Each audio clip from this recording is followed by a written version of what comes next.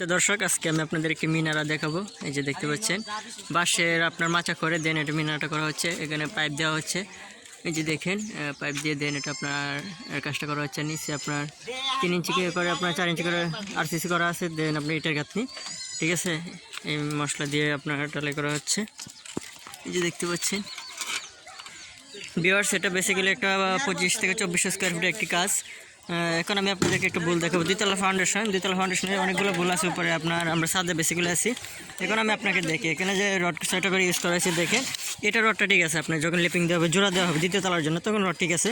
কিন্তু এখানে দেখেন এই রডটা কিন্তু বেসিক্যালি হচ্ছে না, এই জোড়াটা এনে দেওয়ার সুযোগ নেই, ঠিক আছে। তো আপনার এটা শক্তিটা কম হবে, কিন্তু এই জিনিসগুলো কিন্তু লক্ষণীয়, খুবই লক্ষণীয় বিষয় একটা।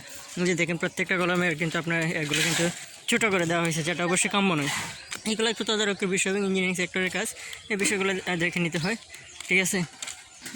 এগুলো কিন্তু একটা মেজর ভুল। এটা যে দেখেন এটা কিন্তু একটা গোল কলাম, ঠিক আছে, রাউন্ড কলাম, ঠিক আছে। মেজর পরিমাণে একটা ভুল করা হয়েছে, এখানে বড় করা হয় নাই, যেটা অবশ্যই বাঞ্ছনীয় নয়।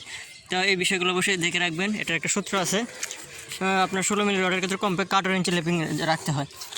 সেই ক্ষেত্রে এই রডটা ঠিক আছে, এই রডটা আপনার চলবে। কিন্তু বাকি যে রডগুলো আছে দুতলা, এক্ষেত্রে রডের যে জোড়াটা দেওয়া স্পেসিংয়ে, সেটা এখানে হয় নাই। এই ছিল একটা ছোট্ট পরিসর একটা ভিডিও। ধন্যবাদ সকলকে।